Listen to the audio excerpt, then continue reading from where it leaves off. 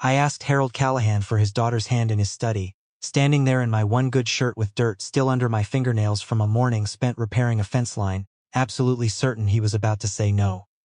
I had exactly 40 acres to my name, a mortgage that kept me up more nights than it should, and a truck older than some of my livestock. Harold Callahan owned half the commercial real estate in 3 counties. I wanted on the record that I'd rehearsed several graceful ways to accept rejection on the drive over, and every single one of them turned out to be unnecessary. "Son," he said, after a silence that felt considerably longer than it probably was, "my daughter needs a good man, not a rich one. I've watched you for 2 years. You're the first one who's ever made her laugh so hard. She snorted at the dinner table, and you're the first one who's never once asked me for anything except this. You have my blessing, if she'll have you. I'm Wyatt Osgood, 32. I built a 40-acre farm from nothing after 6 years in the Army, working land that was scrub and overgrowth when I bought it, and is 4 years later, actually starting to turn a modest profit. I met Josephine Callahan at a county fundraiser I'd only attended because a buddy dragged me there promising free barbecue, and I fell for her within about 20 minutes, somewhere between her arguing with a judge about the fairness of the pie contest and her laughing at my genuinely terrible joke about tractor maintenance. The pie contest argument, for the record, remains one of my favorite memories of her, before I'd even learned her last name. She'd entered her grandmother's peach pie under an assumed name, convinced the judges had been unconsciously favoring the same 3 families every year, regardless of actual quality, and when her pie won under the pseudonym, she marched straight up to the judging table and announced the deception on the spot, demanding they explain how a completely unknown baker had suddenly produced the best pie in the county. "That's either the most honest thing I've ever seen someone do, or the most chaotic," I told her once the resulting commotion had settled and the judges had grudgingly admitted her point. "Can it be both?" she said, extending a hand still faintly dusted with flour. "Josephine Callahan. And you are?" "Wyatt Osgood. I run a small place out past the county line. I have no strong opinions about pie judging, for the record, but I admire the commitment. Everyone in this town has opinions about my last name the second they hear it. You're the first person all day who's led with pie instead." We talked for the rest of that afternoon, well past when my friend had abandoned me for the barbecue line, covering everything from her actual thoughts on local governance to my 6 years in the Army, to the specific, unglamorous reality of building a farm from raw land. She asked good questions, the kind that actually listened for the answer, instead of waiting for her own turn to talk, and by the time the fundraiser wound down, I'd already worked out 3 separate excuses to see her again. Our first kiss happened 2 weeks later, at the end of an actual date, dinner at the one decent restaurant in town, followed by a walk along the river that ran behind the old mill, both of us talking easily in the specific way people do. Once initial nerves have burned off into genuine comfort. She stopped walking at a bend in the river, looking out at the water instead of at me, and I found myself, without fully deciding to, closing the distance between us. "Is this presumptuous?" I asked, close enough now that the question felt more like a formality than an actual uncertainty. "Only if you don't follow through," she said, and I did. The kiss started careful, the specific careful of a first attempt neither of us wanted to rush. Then it went warm, her hand finding the front of my jacket, pulling me closer with a certainty that erased whatever hesitation had been there a moment earlier. And then, for one long, unhurried moment, it went past warm entirely, into something that made an ordinary riverbank feel like exactly the right place for a first kiss to happen. We broke apart to the sound of some birds startled out of the reeds nearby, both of us laughing at the unglamorous interruption. "Well," she said, slightly breathless, "that settles that question at least.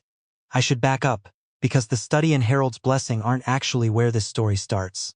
I'd been in love with Josephine for the better part of 2 years by the time I worked up the nerve to ask her father anything.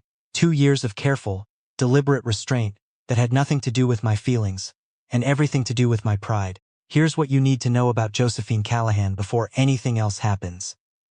She grew up in the biggest house in town, the only daughter of a man who owned half the commercial buildings on Main Street, and somehow managed to become one of the least pretentious people I've ever met.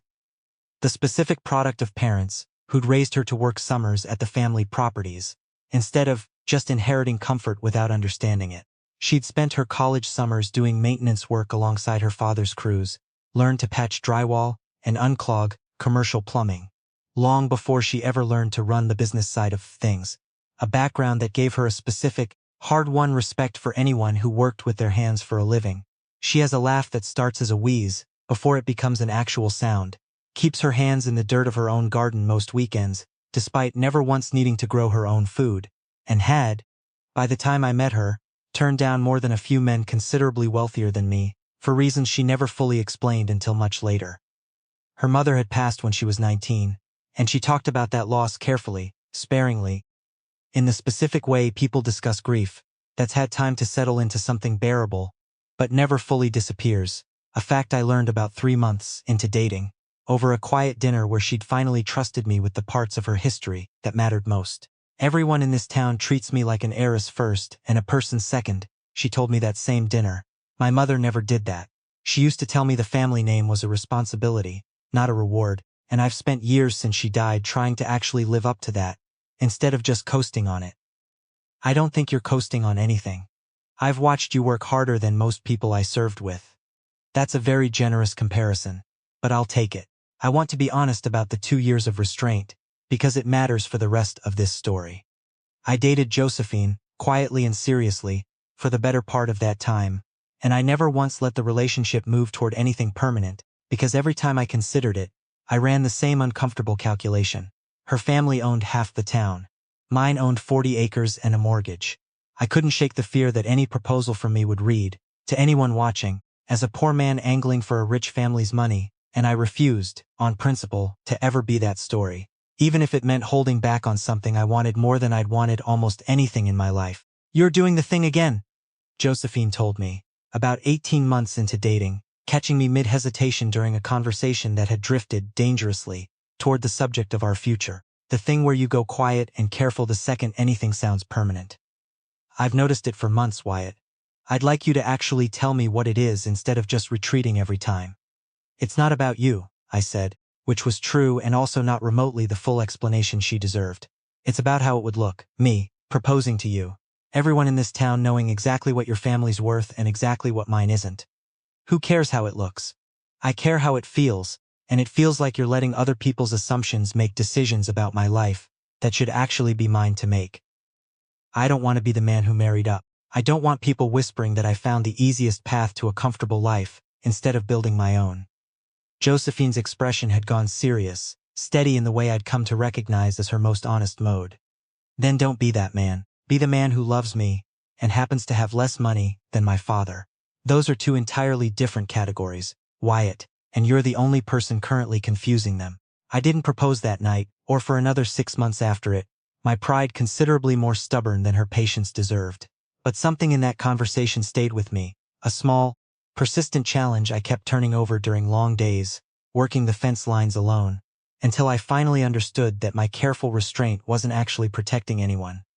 It was just costing both of us time we didn't need to lose. The morning I finally drove to Harold Callahan's office, I'd made peace, mostly with the possibility of rejection. What I hadn't made peace with, apparently, was the actual answer. "You have my blessing," Harold said again, once the initial shock had worn off enough for me to actually process the sentence, "if she'll have you." Which, given how she's talked about you at every family dinner for the past year, I suspect she will. "I don't have much to offer her, sir. 40 acres and a mortgage isn't exactly the life she grew up with."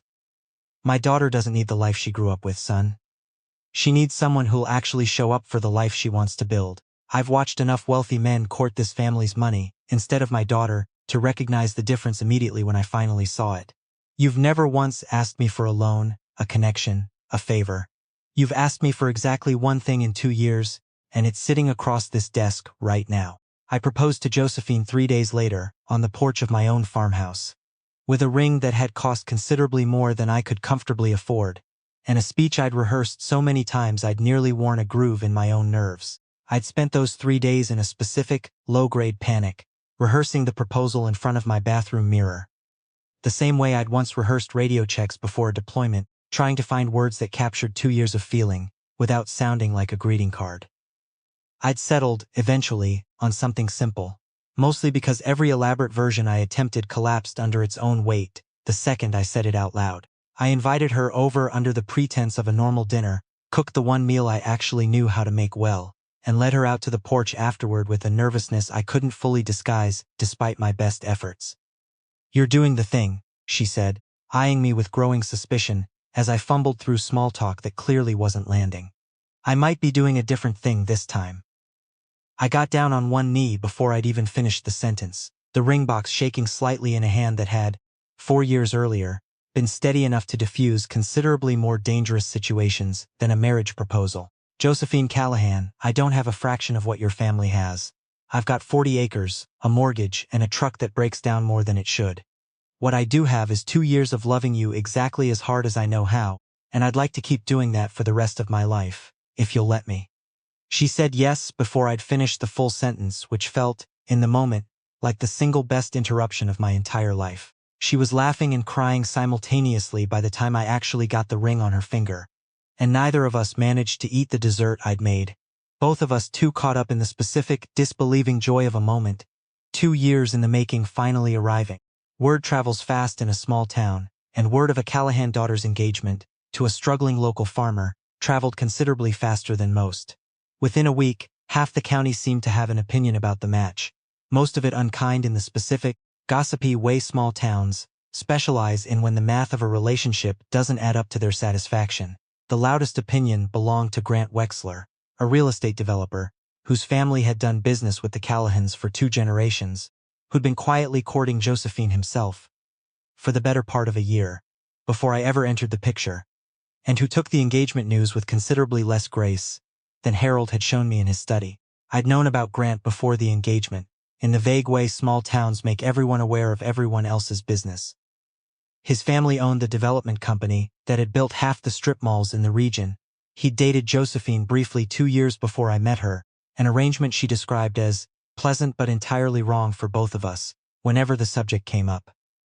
I hadn't thought much about him at all, honestly, until the engagement made him considerably more visible than he'd been in the 2 years I'd been dating her.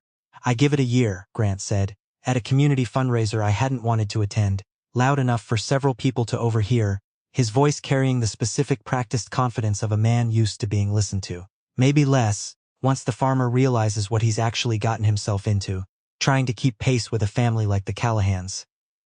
That comment, delivered from across a crowded room, I could have almost let slide as a bitter man's parting shot. What I couldn't let slide happened 20 minutes later, when Grant approached me directly at the bar, drink in hand, close enough that there was no pretending the comment wasn't aimed squarely at me. "No hard feelings, Osgood," he said, clapping a hand on my shoulder with false warmth. "I hear the bank's been circling your operation for months. Word travels in agricultural lending circles same as anywhere else. I give it 18 months before the debt catches up with you, and when it does, Josephine's going to get tired of poverty, a lot faster than she thinks she will right now. She grew up with everything. That kind of comfort doesn't just disappear because she's currently enjoying playing farmhand for a season. My finances aren't your business, Grant. They will be eventually, once you can't cover the mortgage, and she has to decide whether to bail you out with her father's money, or watch you lose everything. I just think you should know what's actually coming, farmer to farmer's eventual replacement." I didn't respond to that directly, mostly because responding would have required considerably more composure than I had available in that exact moment. I walked away instead, the specific insult of poverty and eventual replacement sitting in my chest for the rest of that evening and, if I'm honest, for considerably longer than one evening. Grant wasn't finished after that night either. Over the following weeks, small comments started circulating through town, the specific, deniable kind of gossip that never traces back cleanly to a single source but somehow always seems to originate from the same direction. Wyatt Osgood only proposed because he needed the Callahan money to save his failing farm. Wyatt Osgood's been angling for this since the day he met her. Wyatt Osgood doesn't actually love her. He loves what marrying her would fix. My buddy Dale, who ran the feed store's competitor across town and had known me since basic training, pulled me aside one afternoon to warn me the rumors had started reaching customers who'd never even met me directly. "It's getting ugly, Wyatt," he said. "Grant's not saying it outright, not where it could come back on him, but he's definitely the source. Making sure the right people hear the right doubts at the right dinner parties. What am I supposed to do about it? Announce my bank statements at the next town meeting? I don't know, man. I just wanted you to hear it from me before you heard it somewhere worse." I told myself, for weeks, that the gossip didn't matter, that Josephine's fatblasking and Josephine's own certainty were the only opinions that actually counted. I mostly believed that. Right up until the morning, I overheard two men at the feed store discussing my engagement with the casual, cutting confidence of people who assumed I wasn't in earshot. Smart move, honestly, one of them said. Marry into money, solve all your problems overnight. Can't say I blame him. I left the feed store without buying anything, drove home in a state of quiet devastation. I hadn't expected a stranger's careless comment to trigger so thoroughly, and spent that entire evening, turning the specific fear over, in my mind, that I'd been trying to outrun for 2 years. The fear that no matter how genuine my feelings for Josephine actually were, everyone around us would always assume the simpler, uglier explanation instead. I called off dinner with Josephine that night, telling her I wasn't feeling well, which was technically true if you counted the specific sickness of a man, convinced he'd made himself into exactly the story he'd spent 2 years refusing to become. She showed up at my farmhouse anyway, unannounced, an hour after I'd canceled, refusing to accept a phone excuse for whatever was actually happening. I watched her headlights swing into my driveway from the kitchen window, felt the specific dread of a man about to be caught in a lie of omission, and met her at the door before she'd even had the chance to knock. "You're doing the thing again," she said, standing on my porch, arms crossed against the evening chill, not bothering with any preamble. The quiet, careful retreat. "I thought we'd worked through this. I heard what people are saying, Josephine, about why I proposed. I thought I could ignore it, and I can't, not entirely. Every time someone looks at us, I wonder if they're doing the same math Grant Wexler's been doing out loud at every community event since we got engaged. So you're going to let Grant Wexler's math decide what our relationship means? A man who's been sulking since I turned him down 2 years before I ever met you? It's not just Grant, it's the feed store. It's half the town, apparently, all doing the same uncharitable arithmetic." I paused, the specific words finally forcing their way out. "Grant told me, to my face, that the bank's circling my operation, that I've got 18 months before the debt catches up, and when it does, you'll get tired of poverty faster than you think you will right now." I haven't been able to get that particular sentence out of my head since he said it. Josephine's expression shifted from frustration into something considerably harder.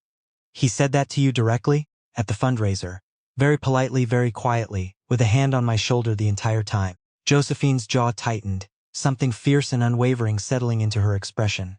"Let me tell you what my father actually told me, the night you proposed, before I even said yes. He said he'd spent 30 years watching wealthy men court this family's assets instead of his daughter, and that you were the first one who'd ever made him forget, entirely, what our family was worth on paper. That's not nothing, Wyatt. That's my father, who built an empire out of shrewd judgment about people, telling me you're the realest thing that's ever walked into this family's orbit. I know what your father said. I still can't fully outrun what everyone else is saying. Then you're choosing to let strangers at a feed store define our engagement, instead of the two people actually in it. I need you to decide, right now, whether you're marrying me, or whether you're marrying the version of yourself that's terrified of what other people think you might be." I stood on that porch for a long moment, the specific weight of 2 years of careful pride finally colliding with the actual cost of letting it win.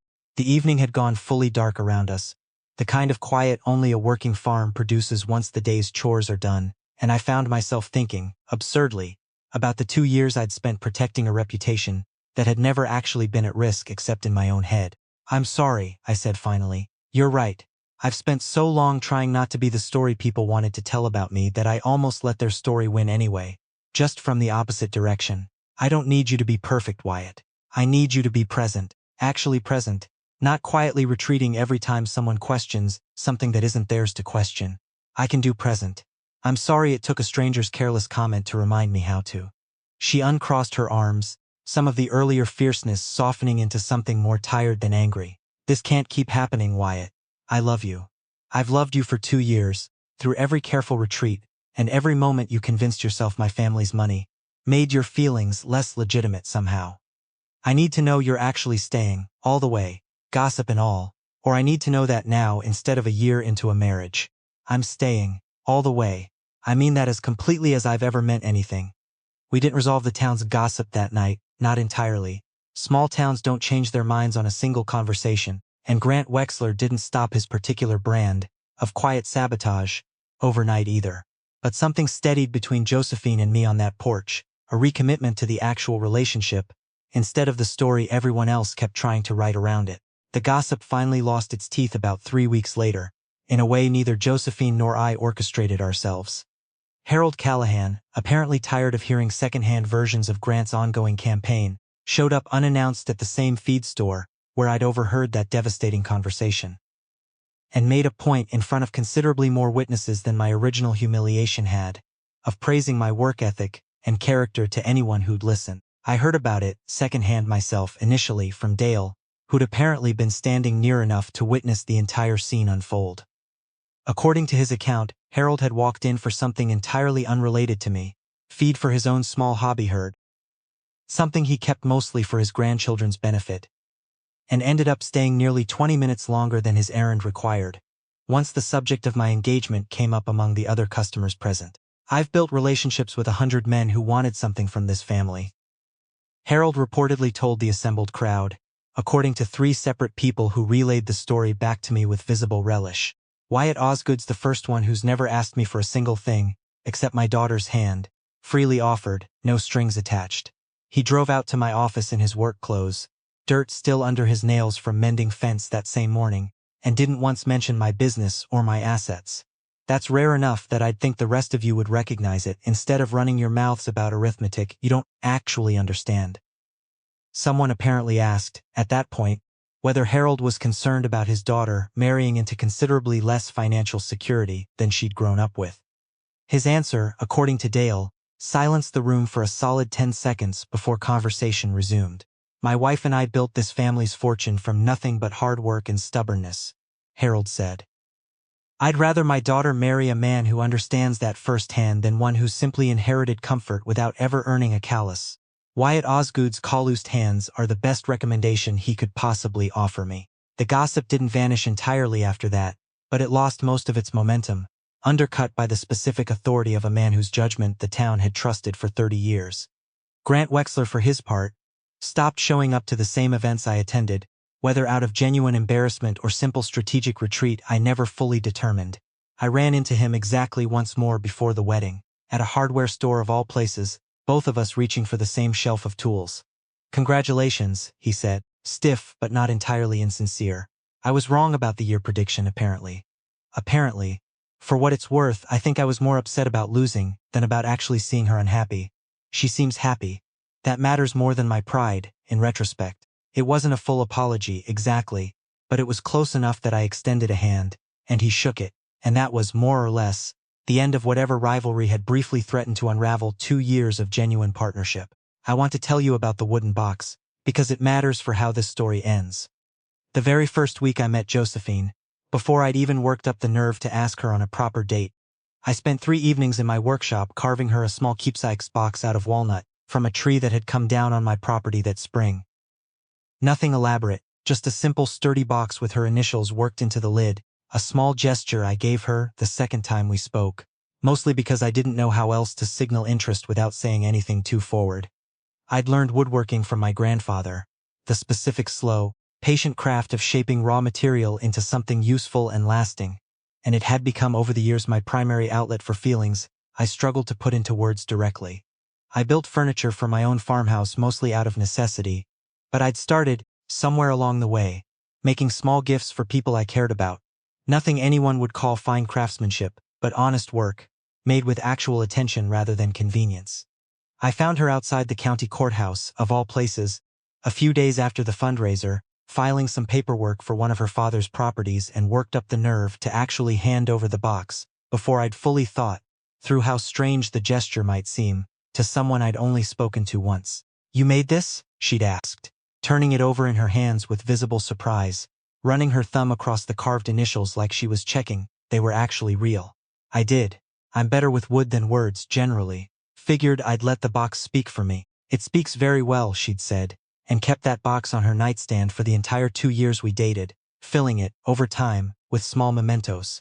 A pressed flower from our first proper date, a ticket stub from a movie neither of us remembered the plot of, a note I'd left on her car once during a particularly hard week at the farm. She told me months later that the box had been the specific thing that her to give me a real chance over considerably wealthier men who'd tried considerably more expensive gestures. "Anyone can buy something expensive," she said. "You made something with your own hands, 3 evenings worth of actual effort. before you even knew if I'd want to see you again. That told me more about you than any amount of money could have. On our wedding day, she brought that same box to the ceremony, and inside it, instead of the small mementos she'd collected over 2 years, was a single new item, my grandfather's pocket watch, which I'd given her for safekeeping the week Harold gave his blessing, engraved now, without my knowledge, with a date and 4 words. The realest thing always. I had it done secretly, she told me, once I'd finished reading the engraving, with considerably less composure than I'd planned on maintaining at my own wedding.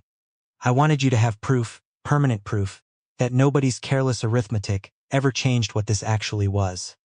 Josephine's Aunt Marilyn, who'd flown in early to help with wedding preparations, brought up the subject of venue about 2 months before the ceremony, clearly assuming the conversation would be a formality. The country club has that beautiful ballroom, Marilyn said, spreading brochures across the Callahan's kitchen table with practiced enthusiasm. Your mother got married there, sweetheart. It seems only fitting.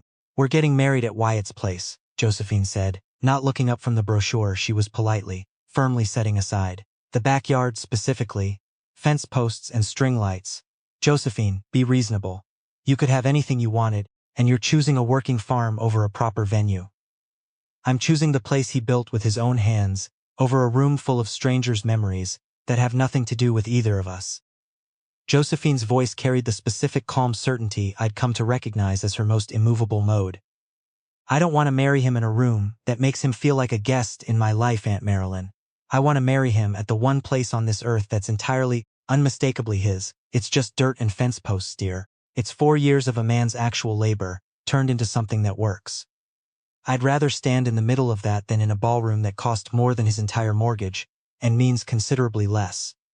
Marilyn didn't push further after that, though her expression suggested the matter wasn't fully settled in her own mind. Josephine told me about the conversation that same evening, relaying it with the specific satisfaction of a woman who'd defended something she genuinely cared about. You didn't have to fight that battle on my behalf, I told her. I wasn't fighting it on your behalf, Wyatt. I was fighting it for myself too.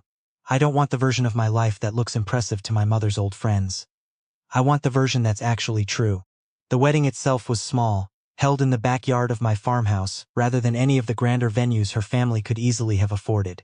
A choice Josephine insisted on over her mother's old friends' mild protests. String lights hung between fence posts, folding chairs borrowed from the church, a barbecue dinner instead of anything more formal. The specific, deliberate simplicity of 2 people choosing substance over spectacle. Harold gave a toast that left most of the assembled guests, myself included, considerably more emotional than either of us had expected from a man known primarily for his shrewd business reputation. I've spent 30 years building an empire out of careful, unsentimental judgment, he said, glass raised. I want it on the record that the best decision I've made in that entire 30 years had nothing to do with real estate. It was recognizing, the moment this man sat across my desk in his work clothes, that my daughter had found something considerably more valuable than money. I'm proud to call him my son. We've been married 3 years now. The farm's doing better than either of us expected. Harold having quietly connected me with a handful of contracts that had nothing to do with charity, and everything to do with genuine confidence in my work once he'd actually seen it firsthand. A regional co-op deal that came through one of his business contacts, impressed enough by my operation during an unrelated visit to mention it, independently, without any prompting from either Harold or me. Josephine took over managing the farm's books about a year into our marriage, applying the same shrewd, careful attention she'd learned managing her family's properties, and the operation has grown considerably as a result. Not into anything resembling her father's empire, but into something steady and genuinely thriving, 40 acres slowly becoming 60, then 70, as we've been able to afford the expansion.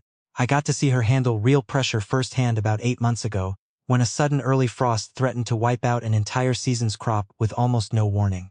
I expected panic, given the financial stakes involved. Instead, Josephine spent an entire sleepless night on the phone, calling in favors from contacts across 3 counties, organizing a rapid covering operation with borrowed equipment and volunteer neighbors that saved roughly 80% of what we'd have otherwise lost. You're terrifyingly good in a crisis, I told her, once the immediate danger had passed and we'd both collapsed onto the porch steps, exhausted but relieved. I spent my whole childhood watching my father manage crises at 3 in the morning. Apparently some of it stuck, even the parts I swore I'd never actually need. I don't think you know how to do anything halfway. You should see me attempt a simple grocery list, deeply, embarrassingly halfway on that front. Grant Wexler eventually married someone else, sent a genuinely gracious gift to our first anniversary. Whatever remained of his old resentment, apparently resolved somewhere along the way. Josephine ran into his new wife at a community event last spring, and reported back, with visible amusement, that the woman seemed considerably more suited to Grant's particular temperament than Josephine herself would ever have been. Good for both of them, honestly, she said. I don't think I was ever what he actually wanted. I think I was just the family name he'd decided he was supposed to want. The walnut box still sits on our shared nightstand, considerably fuller now than it was those first 2 years. New mementos added steadily, the pocket watch still keeping careful time inside it. 4 small words that have outlasted every piece of small-town gossip that ever tried to write our story differently than the truth actually was. Harold visits most Sundays now, technically still running his real estate empire, but increasingly content to spend afternoons walking the property with me, offering advice on expansion plans with the same shrewd, generous attention he'd once offered his own business ventures. Your grandfather would be proud of what you've built here, he told me recently, surveying the newly expanded acreage with visible approval. Not the land itself, the way you built it. Slow, honest, one fence line at a time. I had good reason to keep building. Turns out the right encouragement matters more than I expected it to. Back when I was too proud to ask for any. Pride's a useful trait right up until it isn't, son. I'm glad you figured out the difference before it cost you something you couldn't get back. Dale still brings up the feed store conversation occasionally. Usually as a cautionary tale, he tells other friends going through their own relationship anxieties. Wyatt nearly talked himself out of the best thing that ever happened to him, over some stranger's bad math, he says, with the specific relish of a man who genuinely enjoys retelling a story with a happy ending. Good thing Josephine doesn't back down easy. She really doesn't, I always confirm. I've learned that about her the hard way, more than once. Josephine, for her part, has never once let me fully forget that porch conversation, bringing it up gently whenever old insecurities threaten to resurface. A new business setback, a comment from a stranger who doesn't know our full story, the occasional flicker of the same pride that nearly cost us everything in those first uncertain months of our engagement. You're doing the thing, she'll say, the same 4 words that broke through my defenses on that porch 3 years ago, and I've learned, every single time, to actually listen instead of retreating. What would you have done if you'd been the poor man everyone assumed was marrying for money, standing in front of the one person whose opinion actually mattered? Tell me your story in the comments. If you like this one, leave a like, subscribe, and I'll see you in the next video.